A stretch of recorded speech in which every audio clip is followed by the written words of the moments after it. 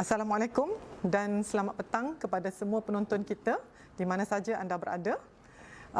Pada hari ini kami membawakan satu tajuk yang mungkin terasa asing kepada wanita-wanita kita, kepada masyarakat kita. Walaupun sebenarnya preeclampsia ini merupakan salah satu jenis penyakit yang paling kerap kita temui dalam kalangan wanita hamil. Cuma mungkin istilah preeclampsia itu kurang didengari oleh wanita-wanita hamil, kurang diwar-warkan, dan ia sebenarnya merupakan penyakit tekanan darah tinggi semasa mengandung yang hanya unik kepada manusia. Tidak terkesan kepada makhluk Allah yang lain, cuma manusia saja. Seperti mana tema kita pada petang ini, preeclampsia sebenarnya merupakan suatu penyakit yang amat berbahaya kepada kedua-dua ibu dan bayi dalam kandungan. Ia boleh membunuh. Ia merupakan penyumbang kepada peningkatan risiko kematian ibu dan bayi dalam kandungan, dan kita kata proses penyakit di sebalik preeclampsia ini ialah kegagalan fungsi sel dinding salur darah di seluruh badan ibu disebabkan gangguan aliran darah yang membekalkan oksigen kepada bayi. Dalam kata lain, aliran darah kepada yang membekali uri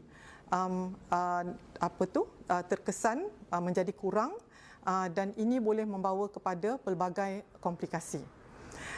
Ada kaedah saringan dan ubat yang boleh mengurangkan risiko berlakunya preeclampsia, dan inilah yang penting diketahui oleh wanita-wanita di luar sana agar kita boleh cuba untuk mengurangkan risiko kita mendapat penyakit ini semasa kehamilan. Berapa kerapkah preeclampsia ini berlaku semasa kehamilan? Kekerapan preeclampsia kalau kita lihat secara global lebih kurang 4.6%. Di Malaysia dalam 1 hingga 1.5%. Sebenarnya dia lebih tinggi di negara-negara di mana taraf sosioekonominya lebih rendah. Ada kemungkinan ia berkaitan dengan tahap pemakanan ibu-ibu semasa hamil. Itulah sebabnya mengapa ia lebih kerap berlaku dalam kalangan mereka yang dari golongan sosioekonomi rendah. Dan kebanyakan wanita yang mengalami preeclampsia tiada sebarang tanda atau gejala sehinggalah penyakit ini telah berlanjutan. 38% daripada wanita-wanita hamil yang mengalami preeclampsia tiada tanda atau gejala, dan ini menyukarkan pengesanan awal preeclampsia. Inilah juga punca utama kematian kepada ibu dan bayi oleh kerana kelewatan mengenal pasti penyakit ini. Dalam setahun, seramai 70,000 ibu-ibu hamil mati di seluruh dunia disebabkan preeclampsia. Bayi pula, 500,000 bayi meninggal di seluruh dunia disebabkan preeclampsia.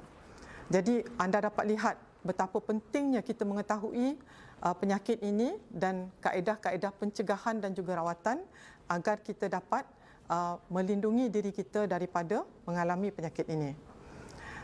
Dan lebih daripada 98% kematian ibu dan bayi ini berlaku di negara-negara yang berpendapatan rendah dan sederhana, apa yang kita namakan low and moderate income countries. Ya, dan di Malaysia sendiri, kalau kita lihat laporan Kementerian Kesihatan Malaysia, 13% daripada kematian ibu yang dilaporkan antara tahun 1997 hingga 2016 disebabkan oleh masalah tekanan darah tinggi ini. Pada ibu, komplikasi yang boleh berlaku termasuklah yang paling teruk sekali ialah pendarahan dalam otak dan sawan. Di samping itu, berlaku juga kegagalan berbagai organ dalam badan yang boleh menyebabkan ibu tersebut terpaksa dirawat di ICU. Dan yang paling ditakuti tentunya adalah kematian ibu itu sendiri. Dalam jangka panjang pula, ada beberapa penyakit yang boleh dihidapi oleh wanita-wanita yang asalnya bermula dengan preeklamsia. Satunya, dalam setiap kehamilan berikutnya, ibu tersebut mempunyai risiko mengalami penyakit preeklamsia itu semula. Jadi penyakit ini dia mempunyai kecenderungan untuk berulang-ulang di dalam kehamilan yang berikutnya. Selain daripada itu, ibu tersebut juga setelah mengalami preeklamsia semasa hamil juga mengalami risiko untuk mengalami tekanan darah tinggi kronik lebih tinggi risikonya daripada ibu yang tidak pernah mengalami preeklamsia semasa hamil. Begitu juga risiko stroke dalam jangka panjang, risiko mengidap kencing manis dan risiko penyakit jantung koronari. Pada bayi pula, memang kerap berlaku bayi yang lahir kepada ibu yang mengalami preeklamsia mengalami kurang berat badan semasa lahir. Biasanya kurang daripada 2.5 kg dan kelahiran pramatang juga adalah salah satu komplikasi yang ditakuti. Kadang-kadang begitu pramatang sehingga tak sampai pun 30 minggu contohnya, ya. Kadang-kadang 24-25 minggu begitu usia kehamilan sudah ada preeklamsia yang teruk pada ibu berkenaan sehingga kami terpaksa mengeluarkan bayi daripada kandungan. Selain daripada itu, ketika dilahirkan, bayi tersebut boleh mengalami apa yang kita katakan skor Apgar yang rendah. Maksudnya kelihatan kurang oksigen semasa lahir disebabkan bayi tersebut kurang mampan dalam menahan kekurangan oksigen walaupun sedikit yang berlaku semasa proses kelahiran. Dia tidak tahan, ya, sebab dia memang sudah di dalam kandungan ibunya kurang bekalan oksigen. Bayi juga lebih tinggi risiko dimasukkan ke unit rawatan rapi disebabkan oleh faktor-faktor yang saya terangkan tadi. Ada beberapa langkah pencegahan yang patut kita ketahui untuk kita cuba melindungi diri kita daripada mengalami preeklamsia semasa hamil. Jadi bagi mereka yang bakal menjadi ibu-ibu di luar sana, sama ada sedang merancang untuk hamil ataupun yang sedang hamil, saya nasihatkan amalkanlah gaya hidup sihat. Kalau yang belum hamil tu, kalau mereka yang obes, cuba kurangkan berat badan, elakkan obesiti dan ini secara automatiknya akan mengurangkan banyak masalah kesihatan, masalah perubatan yang mungkin melanda mereka yang obes, ya. Obesiti ini memang satu masalah besar di negara kita, ya. 44% daripada populasi kita memang termasuk dalam golongan ini. Pemakanan yang syumul atau komprehensif, ya, bukan hanya penuh dengan karbohidrat, protein dan lemak, tetapi juga mengandungi mikronutrien yang cukup. Apa yang saya maksudkan dengan mikronutrien adalah vitamin, zat galian, flavonoids, ya. Ini adalah unsur-unsur yang sangat penting dalam pemakanan kita yang jika ianya kurang, risiko mengalami preeklamsia lebih tinggi. Persediaan dan perancangan untuk hamil juga amat penting. Jika anda tidak pernah menjalani pemeriksaan perubatan, pergilah berjumpa dengan doktor. Jalani pemeriksaan perubatan sebelum setiap kehamilan. Itu satu langkah yang bijak sebenarnya supaya kita tahu keadaan tubuh badan kita optima sebelum kita hamil. Dan mulakan jagaan antenatal seawal mungkin supaya doktor boleh menyaring diri anda untuk sebarang faktor risiko dan memulakan rawatan pencegahan jika difikirkan perlu. Ya, sebab rawatan-rawatan pencegahan ini perlu dimulakan awal, ya, dalam masa kehamilan. Contohnya aspirin kita perlu beri sebelum 16 minggu kehamilan. Kalau diberi selepas 16 minggu, kesannya dalam mencegah preeklamsia menjadi amat kurang. Begitu juga kalsium perlu diberikan sebelum 20 minggu kehamilan atau mungkin lebih awal lebih bagus lagi. Satu lagi unsur yang mungkin boleh mengurangkan risiko preeklamsia juga ialah vitamin E sawit atau apa yang kita namakan tocotrienol. Kami di UKM telah melakukan penyelidikan ke atas tocotrienol ini dan mendapati bahawa ianya memang berkesan untuk mengurangkan preeklamsia pada ibu yang mengandung sulung. Kami belum lagi mencuba pada ibu-ibu yang mempunyai risiko yang lebih tinggi, contohnya mereka yang mempunyai tekanan darah tinggi kronik, penyakit ginjal dan sebagainya. Jadi ia merupakan satu elemen nutrien yang kita katakan promising, ya, mempunyai potensi untuk mencegah preeklamsia pada populasi yang lebih luas lagi.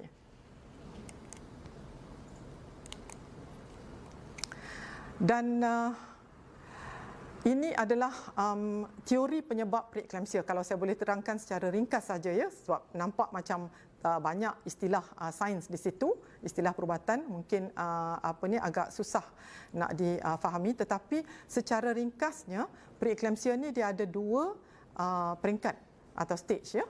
Pada peringkat permulaannya, faktor seperti yang saya sebut tadi, kurangnya aliran darah kepada uri ataupun faktor-faktor pada ibu tu sendiri, contohnya ibu yang obes menyebabkan paras lemak atau lipid di dalam darahnya tinggi, semua ini boleh menyebabkan sel-sel yang melapisi saluran darah ibu di seluruh tubuh mengalami kelainan fungsi ataupun malfunction, ya, tidak boleh berfungsi dengan baik, dan ini akan menyebabkan berlakunya peringkat yang kedua penyakit preeklamsia ini, di mana disebabkan fungsi sel-sel endotelium ini menjadi rosak, ia menyebabkan banyak organ dalam badan ibu tersebut boleh terkesan. Dan daripada ini ada daripada proses ini ada beberapa biomarker, ya, seperti yang kita tunjuk di sini, sFlt1, PLGF, ya. Ini adalah apa yang kita namakan biomarkers atau penanda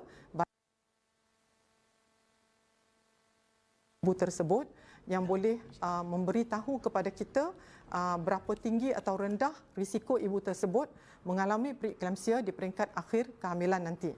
Jadi ini boleh kita kesan pada peringkat awal kandungan pada trimester pertama ataupun pada trimester ketiga untuk kita menyaring ibu tersebut dari segi risiko beliau mengalami preeklamsia. Pada peringkat awal kehamilan pada trimester pertama, ada beberapa faktor risiko pada ibu yang boleh kita kesan, ya. Adalah penting untuk kita melihat kepada faktor risiko ini dan cuba mengurangkan risiko ibu tersebut mengalami preeklamsia dengan langkah-langkah yang telah saya sebutkan tadi, oleh kerana gejala preeklamsia tidak dialami oleh semua ibu-ibu yang mengalami penyakit ini, ya. Pada awalnya boleh dikatakan rata-rata mereka tidak ada gejala. Apabila telah mula mengalami komplikasi, barulah nampak gejala pada ibu-ibu tersebut.